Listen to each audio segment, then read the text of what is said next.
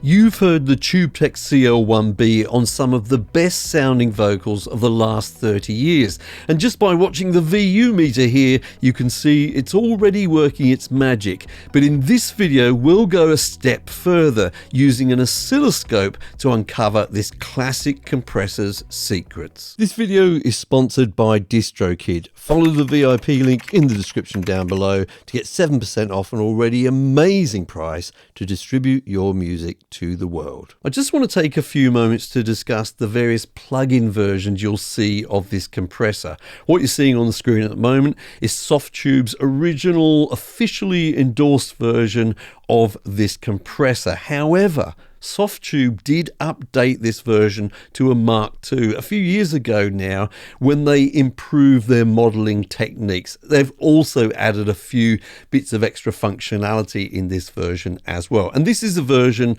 I'm using in today's video. Just as a by the way, however, if you like the original modeling, you can switch back to it using this little switch in the bottom left-hand corner.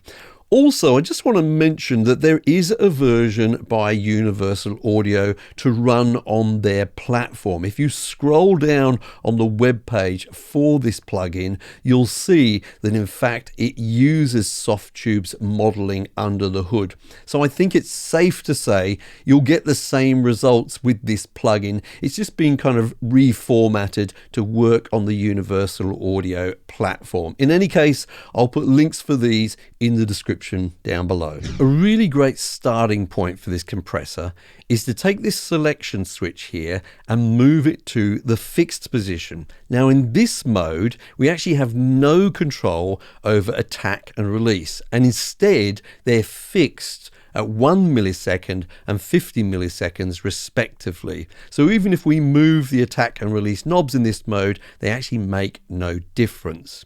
Now we're going to be compressing a vocal here, and the two main controls that we're going to start off with to do that are ratio and threshold. Now remember, ratio controls the amount of gain reduction we get once the signal goes above a particular threshold. I'm going to have the ratio set to 2:1 here, the lowest setting for this compressor, and I'm gradually going to push up the threshold until we get some gain reduction. However, as promised, I'm going to be showing you this oscilloscope view as I do it so you can clearly see what's happening. I should have known it from the start. I shouldn't open up this heart for you to tear it all apart.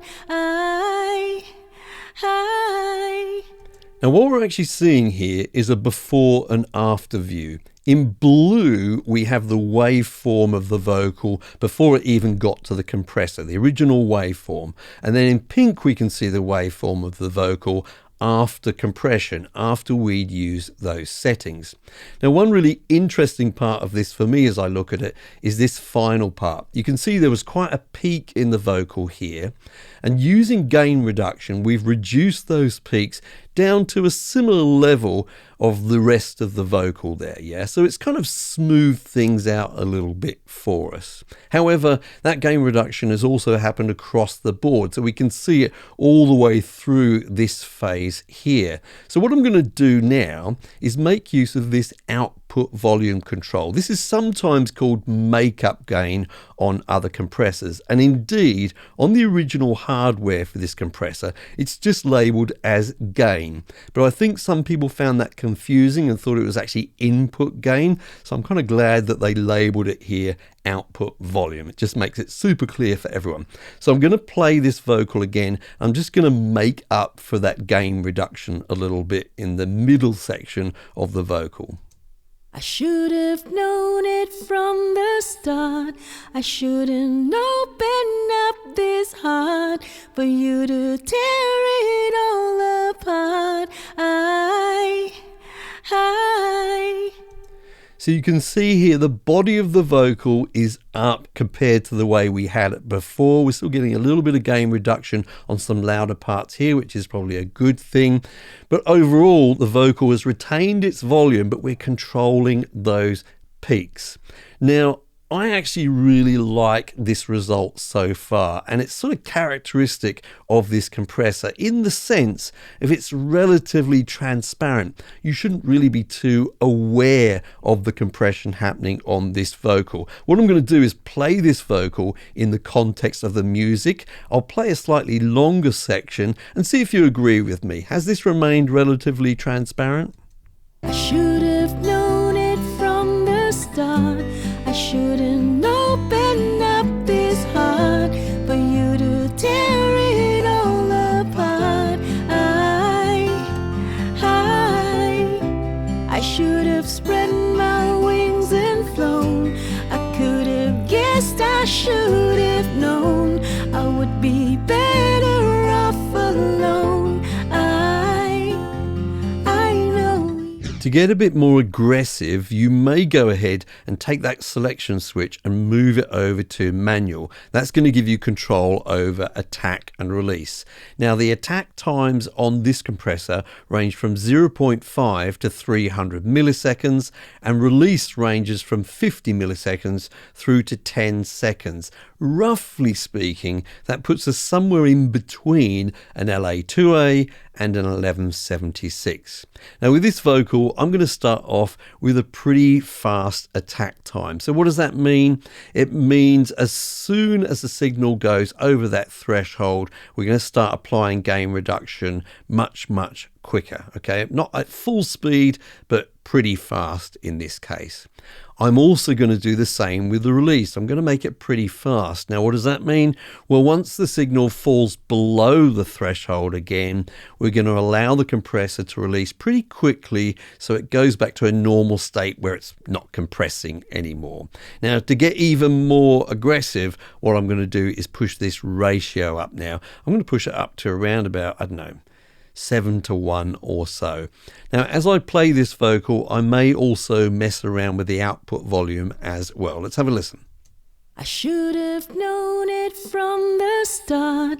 I shouldn't open up this heart for you to tear it all apart. So it's sounding like very compressed now. You can really sort of hear it. And if we remove the original waveform, you can just see that sausage-like nature of the vocal. It's really not got much in terms of dynamics or soft and loud parts. It's all at the same kind of level. That's not very suitable for a piece of music like this, but for another form of music, if something was in a loud, dense mix, maybe a rock mix or something, this may be very suitable because it's going to keep the vocal like really present. Now, one word of caution when you're using these controls: if you get super fast with attack and release, not just on this compressor, but on many compressors, you'll start to get some sort of distortion, especially in the low end, and it comes out as a kind of a fuzziness. Have a listen again with these controls set to their absolute minimum. I should have known it from the start. I shouldn't open up this heart for you to tear it. Hopefully you could hear that there, and that sounds kind of unpleasant, but it could sound pretty nice and aggressive for another form of music, so do keep that in mind. Now, I wouldn't entirely give up with these kinds of settings for this type of song, because where you could use them is with parallel compression. And with this particular plugin, maybe not so much on the original hardware, but with this plugin we do have parallel compression built in. So as a quick explanation, with parallel compression, you'll normally do some pretty heavy compression and then you'll blend it in with the original, and you can be much more subtle. This is sometimes called New York style compression. So what I'm actually going to do is leave those settings really aggressive. I'm going to start off with the dry vocal, and I'm just going to gradually blend in the compressed vocal, and we'll see what we can get. I should have known it from the start. I shouldn't open up this heart for you to tear it all apart. I should have spread my wings and flown. I could have guessed, I should. I'm about to explain to you one of the most difficult things I've had to explain on this channel in the last 6 years. So buckle up, this could get messy. And congratulations if you understand this, by the way, because I'm about to explain the fixed manual mode that we have on this selector here. Now, in order to really understand this, I'm actually going to start off in manual mode, and we're going to do a recap of the attack and release controls. And we're going to demonstrate everything here on a very short part of this vocal, which sounds like this. Hi. So just this one word, I, has a couple of different components in it. We've got these two louder parts here, and we've got the quieter part on the end. Now, nothing's actually happening in terms of gain reduction here, simply because the attack control is set to slow. Now, if we set it to fast, it means that the compressor is going to react much, much quicker once the signal goes over the threshold. Let's see the effect of that. Hi. Okay, fine. So it's reacting to those peaks now, but it's also compressing the quieter part of that vocal. And the reason for that is because the release is set very, very slow. So the compressor just doesn't react fast enough when the signal falls below the threshold. So in order to fix that, we need to push the release all the way down to fast, like so. Now let's have a look at what the difference is. Hi. Cool. So because of our fast attack, we clamp down on those two peaks, but because of our fast release, we're releasing the compressor and the signal's returning back to normal. Hopefully you can understand that. Leave me a comment and say, I understood that so far. You might put a but after that when we go now to the fixed manual mode. Now, one important thing to understand in this mode is that some compressors like this one will have multi-stage releases. So sometimes if the underlying material has a quick transient or a peak, we can have the compressor behave in one way in terms of timing, and then if it's more like consistent material, then the compressor can behave in a different way. And that's true of the release in this mode. It can be multi-stage depending on the material. That's really worth remembering that. It's not always going to behave in the way I'm about to show you. So I've put the release rather slow here at the moment. Now, let's move on to the attack. At least according to the manual, the attack time is now fixed in this mode. So when we push the attack control around, we're not exactly controlling the attack. It's fixed at 1 millisecond. However, that doesn't mean the knob does nothing, but let's see what we've got at the moment. Hi. Okay, so surprisingly, for such a slow release time, we still have some of that tail intact. And that's because of the way that this works in terms of attack. The attack control here acts as a kind of a delay between what would be a fast release and the rather slow release we've got set here. So if we actually put this attack up, it delays the effect of this release here. And let's have a look at the difference. Hi. So in this case, because we've delayed the effect of the release, we've actually had a fast release happen. That's why now the tail is much more intact, and then it goes to the really, really slow release setting. Gosh, I hope that made some sense to some of you, and I'm not even sure that I got it quite right. If you think I got that wrong, definitely let me know in the comments down below, and I'll pin your comment if I think you're correct. Now, this actually can result in some very nice results if you play around with this, some even more transparent compression when you're using this compressor. So although it seems difficult to understand, I definitely recommend sort of putting it in this mode and playing around with it, with vocals especially, because you may find that you get even more control over situations like this. Now, the great thing is that when we've got sections of the piece where we don't want that fast release, where we haven't got those peaks, then it's just going to basically use that slow release mode that we've got here. So it's a really good way of getting the best of both worlds, I would say. I'd like to finish off with a couple of much more easy to understand features on this compressor. Now, before I do get into that, I'd like to remind you that if you're releasing your music to places like Spotify, Amazon, Google Play, etc., don't forget to follow the VIP link in the description down below to our sponsor DistroKid. If you follow that link, you'll get 7% off your first year of membership. Now, the first control that we haven't covered yet is this sidechain bus select feature.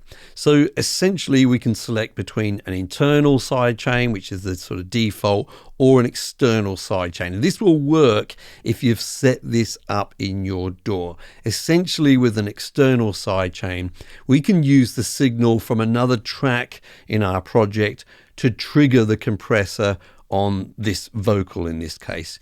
Now, to be quite honest with you, I don't think I've ever used this sort of feature on a vocal, because normally I'm not trying to reduce the level of a vocal when another instrument is present. This is something that, typically we might use between a kick on a drum kit and a bass guitar or something along those lines. And sometimes I might even use this for vocal reverbs, for example.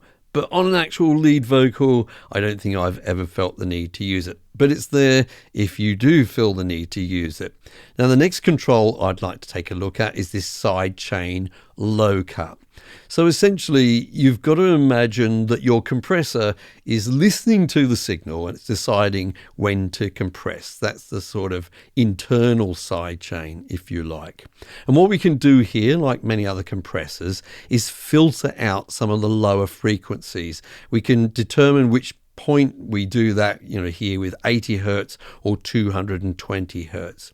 Now, this actually can be quite useful for vocals. Sometimes, particularly for, say, male vocals, when you've got some low-end content, that low-end content can tend to trigger a compressor a little bit sooner than you want it to. So this is useful for filtering this out of the detection circuitry. It doesn't actually change the sound of the vocals. We're not removing those frequencies for the part of the signal that we're actually going to hear. Okay, it's only for the compression sidechain. That's just about it for all of the controls on this particular plugin and on this compressor. I hope this has made sense to you. If it has made sense to you in a way that you've never understood before, please let me know in the comments down below. It really helps me to make sure that I'm explaining things well, which is what I really want to do for you folks. Thank you so much for joining me today. I'm Mike. I hope you're well, and I'll see you in the next video.